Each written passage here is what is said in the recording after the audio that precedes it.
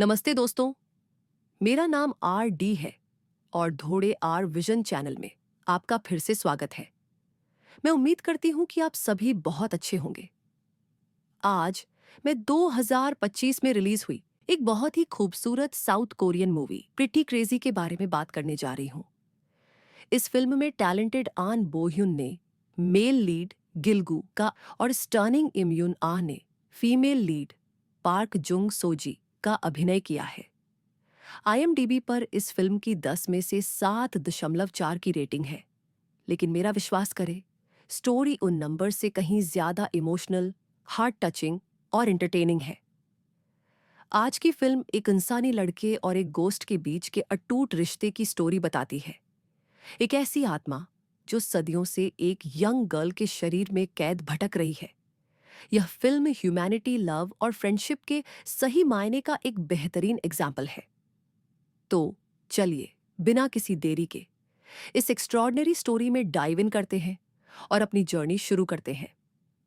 Movie की शुरुआत में हम हमारा मूवी के हीरो गिलगू से मिलते हैं, जिसने अपनी जॉब से कुछ समय के लिए ब्रेक लिया है और वो अब घर पर ही रहता है।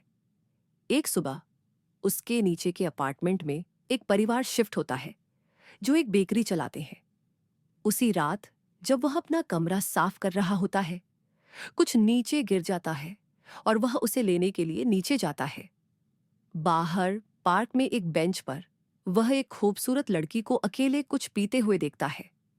अगले दिन डिनर पर वह एक फ्रेंड को उसके बारे में बताता है। जब वह घर लौटता है तो वह उसी लड़की से एलिवेटर में मिलता है, लेकिन वह उस लड़की जैसी बिल्कुल नहीं दिखती जो बेंच पर थी। उसने हैवी मेकअप लगाया हुआ है, उसके बाल वेव्स में स्टाइल किए हुए हैं और वह अजीब तरह से बिहेव कर रही है। गिलगू डर जाता है। अगले दिन वह बेकरी जाता है, ये जाने बिना कि बेकर की बेटी वही लड़की है। जैसे ही वह उसे पहचानता है, वह बेकरी से भाग जाता है। उस लड़की का नाम सोजी है। उसी रात वह सोजी को फिर से सड़क पर खड़ा देखता है, दूध खरीदने का बहाना बनाकर। वह क्या हो रहा है यह देखने के लिए नीचे जाता है। तभी वह देखता है कि एक आदमी सोजी को घसीटने की कोशिश कर रहा है। वह सोजी को बचाने के लिए दौड़ता है, लेकिन बाद में उसे पता चलता है कि वह आदमी सोजी का फादर है। उसके फादर उससे पूछते हैं, क्या बात है, तुम मेरे परिवार के आसपास क्यों घूम रहे हो, क्या प्रॉब्लम है? गिलगू जवाब देता है, नहीं, मैं बस यहीं से गुजर रहा था, मुझे लगा कोई इसे परेशान कर रहा है तो मैं मदद के लिए आ गया। अगली सुबह वह एलिवेटर में फिर से सोजी से मिलता है। दिन की रोशनी में वह एक सामान्य, पोलाइट यंग वुमन की तरह बिहेव करती है। गिलगू को यह सब समझ नहीं आता। उसी रात सोजी और उसके फादर बाहर टहल रहे होते हैं। सोजी ने फिर से हेवी मेकअप लगाया हुआ है। अचानक सोजी बेहोश हो जाती है। उसके फादर उसे अपनी पीठ पर उठाते हैं, लेकिन उनकी पीठ में स्ट्रेन आ जाता है और वह घायल हो जाते हैं। गिलगू मदद के लिए दौड़ता है और क्योंकि फादर की पीठ में बुरी तरह स्ट्रेन आ जाता है और उन्हें हॉस्पिटल ले जाना पड़ता है। अगली सुबह गिलगू हॉस्पिटल में सोजी के फादर से मिलने जाता है। वहीं फादर गिलगू का आइडेंटिफिकेशन मांगते हैं और उससे कठोरता से पूछते हैं, तुम मेरे परिवार के आसपास क्यों घूमते रहते हो? क्या तुम्हारा कोई क्रिमिनल रिकॉर्ड है? गिलगू जवाब देता है, नहीं, ऐसा कुछ भी नहीं है। मैं एक डिसेंट आदमी हूं। मैं पहले जॉब करता था, लेकिन अभी ब्रेक पर हूं। फादर कुछ देर तक उसे देखते हैं और फिर कहते हैं, तुम एक अच्छे इंसान लगते हो, इसलिए मैं तुम्हें सच बताऊंगा। तुम्हें मेरी डॉटर का ख्याल रखना होगा और मैं इसके लिए तुम्हें पे करूंगा। सुबह वह ठीक रहती है, लेकिन ठीक 2 बजे रात को एक ईवल स्पिरिट उस पर 3 घंटे के लिए कब्जा कर लेती है। उस दौरान किसी को उसके साथ रहना होगा। जब वह स्पिरिट चली जाती है तो वह बेहोश हो जाती है और उसे सुरक्षित घर वापस लाना होता है। अब जब मैं हॉस्पिटल में हूं, तुम्हें उसका ध्यान रखना होगा। शुरुआत में गिलगू को लगता है कि वह आदमी पागल है। वह कहता है, ऐसी चीजें नहीं होती हैं। लेकिन फादर जोर देते हैं कि यह कर्स उनकी फैमिली को कई पीढ़ियों से लगा है और वह बताते हैं कि सोजी ने कितना अजीब बिहेव किया है। किसी तरह फादर गिलगू को सहमत होने के लिए मना लेते हैं। अगले दिन गिलगू बेकरी में काम करना शुरू करता है और उसी रात से वह पर सोजी के साथ बाहर जाने लगता है। कुछ बार वह खुद भी यकीन नहीं कर पाता। गिलगू सोजी से पूछता है, तुम एक्टिंग कर रही हो ना? क्या यहाँ कोई छुपा कैमरा है? कोई कैसे सुबह इतनी शांत और रात में इतनी डरावनी हो सकती है? फिर एक रात गिलगू आत्मा से पूछता है, तुमने उसका शरीर क्यों चुना? क्यों उसे अकेला नहीं छोड़ देती? आत्मा जवाब देती है, उसके परिवार ने मुझसे अन्याय किया है और अब उन्हें भुगतना पड़ेगा। अगले दिन से ही उनकी दिनचर्या दिखाई देती है। गिलगू दिन में बेकरी जाता है और रात में सोजी के साथ समय बिताता है। धीरे धीरे वह निकटता महसूस करने लगता है, लेकिन यह निकटता बुरी आत्मा के साथ नहीं, बल्कि सोजी के साथ है। यह चक्र लगातार चलता रहता है। रात में वह उसे परेशान करती है और दिन में वे पूरी तरह सामान्य हो जाती है। जिज्ञासु होकर गिलगू ने सोजी की बहन से पूछा, क्या तुमने कभी उस आत्मा को सोजी के शरीर से निकालने की कोशिश की?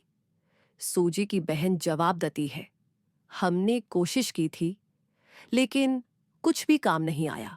एक रात गिलगू पूछता है, अगर तुम्हारी एक इच्छा पूरी की जा सके तो क्या तुम उसका शरीर छोड़ दोगी? आत्मा जवाब देती है, हाँ। वह उन आर्किड क्लॉ मशीनों की ओर इशारा करती है, जैसे के ड्रामा में होती है, जहां सिक्का डालकर कोई खिलौना जीतते हैं, और कहती है कि वह एक खास खिलौना चाहती है। गिलगू उसे वह खिलौना दिला देता है। फिर वह बताती है, अगर कोई मेरा नाम 3 बार बोले तो मैं उसका शरीर छोड़ दूंगी। गिलगू जल्दी से पूछता है, तुम्हारा नाम क्या है? लेकिन वह उसे नहीं बताती। अगली सुबह एक अजीब आदमी बेकरी में आता है। वह सोजी को बहुत तीव्रता और लगभग डरावने अंदाज में घूरता है। उस रात जब सोजी फिर से कब्जा होती है तो नदी के किनारे एक दृश्य होता है। एक आदमी आत्महत्या करने के लिए पानी में कूदने वाला है और पुलिस उसे रोकने की कोशिश कर रही है।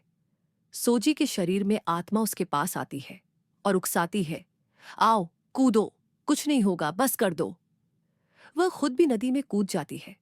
आदमी सुरक्षित बाहर निकल जाता है, लेकिन सोजी खतरनाक तरीके से पानी में बह रही होती है। बहुत कठिनाई से वह उसे बचा लेते हैं। अगले दिन सोजी के पिता और बहन गुस्से में हैं। वे गिलगू पर चिल्लाते हैं, तुमने क्या किया? तुमने ऐसा कैसे होने दिया? असहाय गिलगू जवाब देता है, मैं क्या कर सकता था? उस घटना के बाद गिलगू सोजी की बहन से बात करता है और वह उसे बताती है कि सोजी को वास्तव में फ्रांस जाना था ताकि वह बेकरी का काम सीख सके, लेकिन उसकी वर्तमान स्थिति में वे उसे भेज नहीं सके। अगली रात सोजी की मां का मेमोरियल डे होता है। टहलते समय सोजी पूरी तरह नॉर्मल लगती है। जब गिलगू उसे घर चलने का सुझाव देता है तो वह सिर हिलाती है और कहती है, नहीं, थोड़ी दूर और चलते हैं। वे एक साथ घूमते रहते हैं और एक मूवी भी देखते हैं। कुछ देर के लिए सब कुछ नॉर्मल सा लगता है, लेकिन जैसे ही मूवी खत्म होती है, इविल स्पिरिट फिर से उसके शरीर में आ जाती है। हालांकि इस बार वह इसे अच्छी तरह छुपाती है, हंसती है, चिढ़ाती है और बस गिलगू के साथ मस्ती करती है। जब वे थिएटर से बाहर आते हैं तो गिलगू गंभीरता से उसकी ओर देखकर पूछता है, मुझे बताओ तुम्हें क्या चाहिए? मैं तुम्हारे लिए वो करूंगा। बस कम से कम उसके शरीर में रहने का समय कम कर दो। वह स्पिरिट मुस्कुराती है और जवाब देती है, मुझे समुद्र देखना है, मुझे बीच पर ले चलो। तो अगले ही दिन गिलगू सोजी को बीच पर ले जाता है। उस रात वह फिर से स्पिरिट से विनती करता है, देखो, मैं उसे बीच पर ले गया जैसा तुमने चाहा था। अब मुझे बताओ, तुम्हारा प्लान क्या है? वह स्पिरिट रुकती है और फिर कहती है, ठीक है, मैं तुम्हें 5 मिनट की देरी दे सकती हूं। मैं 5 मिनट पहले उसका शरीर छोड़ दूंगी। गिलगू गुस्सा हो जाता है, बस 5 मिनट? तुम उसका शरीर पूरी तरह से क्यों नहीं छोड़ देती? तुम उसे जाने क्यों नहीं देती? वह स्पिरिट भड़क जाती है।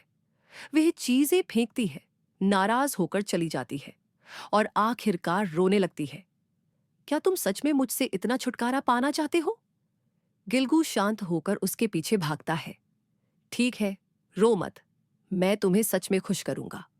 तुम्हारी जो भी विश होगी मैं उसे पूरा करने में तुम्हारी मदद करूंगा, लेकिन तुम्हें भी अपना प्रॉमिस रखना होगा। एक लंबे पॉज के बाद वह स्पिरिट मान जाती है। उसी रात वह अजीब आदमी जो हम देखते आ रहे हैं फिर से दिखाई देता है। इस बार एक कार में अकेला बैठा हुआ। इस बीच वह स्पिरिट गिलगू से कहती है, मैं प्ले स्टेशन पर जाना चाहती हूँ, ट्रैम्पोलिन पर। वह बताती है कि जब वह पहली बार एक बच्ची के रूप में सोजी के शरीर में आई थी तो वह सोजी के पेरेंट्स के साथ वहां जाया करती थी। वे खुशहाल मेमोरीज थीं। तो गिलगू उसे वहां ले जाता है और वह फिर से एक बच्चे की तरह हंसती और खेलती है। अगली रात वह उसे एक फ्लावर गार्डन में ले जाता है। वे एक साथ फोटोज लेते हैं, एक बार के लिए मुस्कुराते हैं, और उस रात पहली बार वह स्पिरिट उसे इनाम देती है। वह सोजी के शरीर को छोड़ने से पहले उसे एक्स्ट्रा 30 मिनट्स देती है। जब गिलगू यह सोजी के फादर और कजिन को बताता है तो वे बहुत खुश होते हैं। कजिन तो यह भी सुझाव देता है, हम क्लब क्यों नहीं जाते, शायद इससे वह और भी ज्यादा खुश होगी। तो वे सभी एक क्लब में जाते हैं, लेकिन वहां फिर से वह अजीब आदमी दिखाई देता है। गिलगू उसे देखता है और तुरंत सोजी को उससे दूर ले जाकर छुपाता है। अगले दिन वही आदमी सीधा बेकरी में आता है। बाहर वह गिलगू को एक तरफ खींचता है और फुसफुसाता है, मैं उसके अंदर की स्पिरिट को हटा सकता हूं।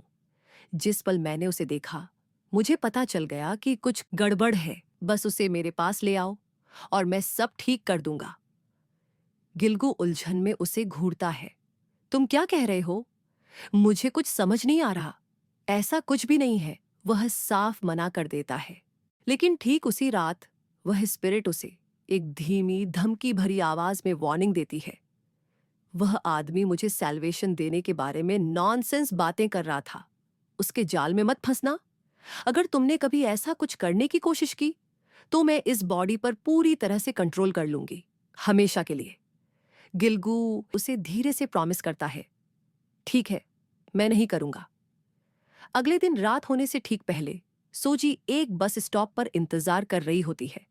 एक औरत उसके पास आती है और कहती है, मेरा हाथ टूट गया है, क्या तुम मेरी शूलेस बांध सकती हो? जब सोजी मदद के लिए नीचे झुकती है तो वह औरत उसे एक कैंडी दे देती है। जैसे ही सोजी उसे खाती है और बस में चढ़ती है वह बेहोश हो जाती है। वह अजीब आदमी उसे किडनैप कर लेता है। उसी रात सोजी के फादर और गिलगू एक साथ बैठे ड्रिंक कर रहे होते हैं। उसके फादर कहते हैं, तुम एक अच्छे आदमी हो, तुमने मेरी डॉटर का बहुत ख्याल रखा है, लेकिन आज रात वह खास तौर पर कमजोर होगी, ये न्यू मून है। अचानक गिलगू को याद आता है कि पिछले कुछ दिनों से सोजी कह रही थी, मैं बहुत कमजोर महसूस कर रही हूं। उसे शक होता है और वह समझ जाता है कि वह अजीब आदमी इसमें शामिल हो सकता है। वह भागकर वहां पहुंचता है और वहां वह आदमी पहले से ही सोजी पर एक रिचुअल कर रहा होता है। गिलगू उसे रोकने की कोशिश करता है, लेकिन पहले उसे ही मारा जाता है। फिर वह आदमी घोषणा करता है, तुम उससे अब तक झूठ बोल रही थी, एक खतरनाक ईवल स्पिरिट होने का दिखावा कर रही थी, लेकिन सच में तुम बस एक भटकती हुई आत्मा हो।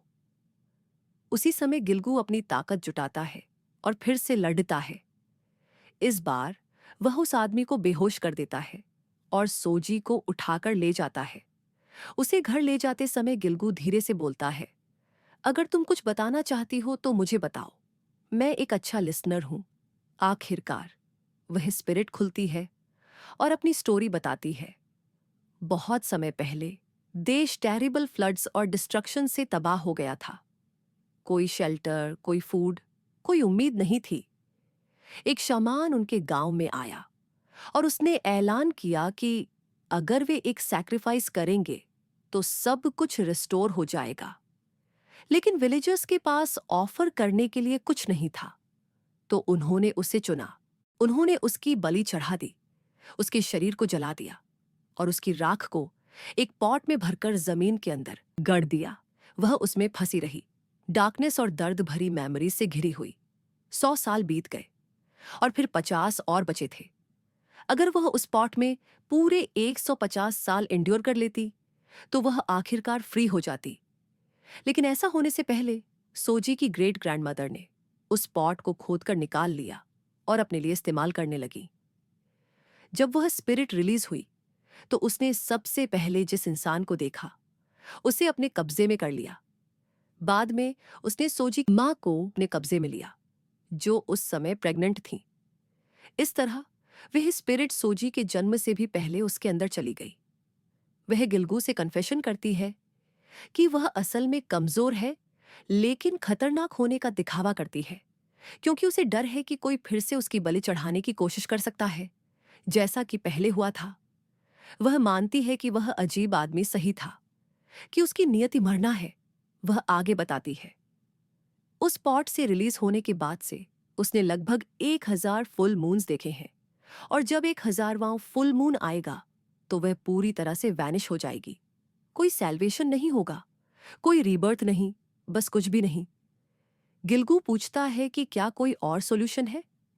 वह स्पिरिट जवाब देती है कि है, लेकिन वह लगभग इम्पॉसिबल है। एकमात्र तरीका यह है कि उसे उस जार में वापस रखा जाए जहां से उसे मूल रूप से रिलीज किया गया था, और उसे बचे हुए 50 साल उसके अंदर पूरा करने दिया जाए, ईमानदारी और सावधानी से। केवल तभी सब कुछ हल हो सकता है। उस रात के बाद से वह बाहर नहीं आती। वह घर के अंदर ही रहती है, उदास और गुमसुम। सोजी के फादर गिलगू से पूछते हैं कि क्या हुआ, वह अब रात में बाहर क्यों नहीं जाती, लेकिन गिलगू उन्हें कुछ नहीं बताता क्योंकि उसने स्पिरिट से प्रॉमिस किया था कि वह नहीं बताएगा। सोजी को खुद भी स्पिरिट के बारे में कोई आइडिया नहीं है। किसी ने उसे कभी नहीं बताया कि यह उसके अंदर मौजूद है। तब गिलगू सोजी के फादर से पूछता है कि क्या उसकी ग्रेट ग्रैंडमदर का हाउस अभी भी मौजूद है। जब वह इसकी पुष्टि करते हैं तो गिलगू अगले दिन निकल पड़ता है। वह एक लंबे मुश्किल रास्ते पर जाता है और आखिरकार हाउस तक पहुंचता है। वह पूरी जगह सर्च करता है, लेकिन शुरू में उसे जार नहीं मिलता। आखिरकार एक बड़े स्टोन के नीचे वह उसे खोज लेता है। वह जार को सावधानी से उठाता है और अपने साथ वापस ले आता है। उसी रात फुल मून के नीचे वह स्पिरिट आखिरकार फिर से बाहर आती है। वह सबके साथ पोलाइट बिहेव करती है, यहां तक कि सोजी के फादर के साथ भी। वह उन्हें रीअश्योर करती है कि वे उससे शांति से बात कर सकते हैं, और प्रॉमिस करती है कि सब कुछ ठीक हो जाएगा। फिर वह गिलगू को ढूंढती है। वह दौड़कर उसके पास आता है, उसे एक तरफ ले जाता है और वह धीरे से पूछती है, बताओ क्या हुआ। गिलगू उसे जार दिखाता है। वह चौंक कर पूछती है, तुमने ऐसा क्यों किया, तुमने मेरे लिए ऐसा क्यों किया। वह जवाब देता है, तुमने इतना कुछ सहा है, मैं चाहता हूं कि तुम उसके शरीर को सुरक्षित रूप से छोड़ दो, लेकिन मैं यह नहीं चाहता कि तुम एमलेसली भटको। मैं तुमसे नफरत नहीं करता। यह सुनकर वह रोने लगती है। गिलगू धीरे से कहता है, अब मुझे अपना नाम बताओ। अपने आंसुओं के बीच वह आखिरकार अपना नाम बताती है, मून यांग। उसे रिलीज करने के लिए गिलगू को उसका नाम 3 बार बोलना होता है। वह 1 बार बोलता है, फिर 2 बार। उसी पल मून यांग उसे गले लगा लेती है, रोते हुए, और वे अपनी आखिरी विदाई लेते हैं। जब वह उसका नाम तीसरी बार बोलता है तो मून यांग की स्पिरिट जार में वापस चली जाती है। आखिरकार सब कुछ हल हो जाता है। इसके बाद सोजी अपनी बेकरी की ट्रेनिंग जारी रखने के लिए फ्रांस चली जाती है, और उसका परिवार बिल्डिंग से बाहर चला जाता है और कहीं और बस जाता है। गिलगू वापस अपने काम पर चला जाता है। कुछ समय बाद सोजी लौटकर आती है और गिलगू को कॉल करती है। आखिरी सीन में हम देखते हैं कि गिलगू ने अपने घर में मून यांग की एक याद संभाल कर रखी है, एक ड्राइंग जो उसने एक शांत रात में उसके लिए बनाई थी। यह इस बात का सिंबल है कि वह उसे कभी नहीं भूलेगा। और यहीं पर मूवी खत्म हो जाती है। आखिर में मैं बस इतना कहना चाहती हूं, जब हम कुछ गलत करते हैं तो वह कभी पूरी तरह से खत्म नहीं होता।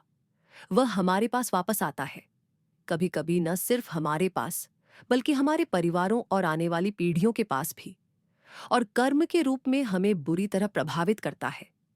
इसीलिए हमें हमेशा अपने कर्मों के प्रति सचेत रहना चाहिए। हमारा हर फैसला दूसरों के जीवन को प्रभावित करता है, और यही फैसले हमें कार देते हैं, या तो एक ऐसे इंसान की तरह जो दया और करुणा से गाइड होता है, या फिर एक ऐसे इंसान की तरह जो स्वार्थी इच्छाओं से भरा होता है। ऐसी ही और दिल को छू लेने वाली और खूबसूरत कहानियों के लिए बने रहे। अगली बार तक के लिए, अगर आपको आज की स्टोरी पसंद आई हो तो लाइक बटन दबाना और मेरे चैनल को सब्सक्राइब करना न भूलें, और बेल आइकॉन पर टैप जरूर करें ताकि जब भी मैं कोई नया वीडियो अपलोड करूं तो आपको उसका नोटिफिकेशन मिल जाए। हमेशा की तरह, अगर आप चाहते हैं कि मैं किसी फिल्म को एक्सप्लेन करूं तो बस उसका नाम और उसके देश का नाम कमेंट्स में लिख दें। मुझे आपके सजेशन सुनकर बहुत खुशी होगी और हो सकता है कि मैं उन्हें अगले वीडियो में भी शामिल करूं। देखने के लिए बहुत बहुत धन्यवाद, और मैं जल्द ही एक और दिल को छू लेने वाली स्टोरी के साथ आपसे मिलूंगी।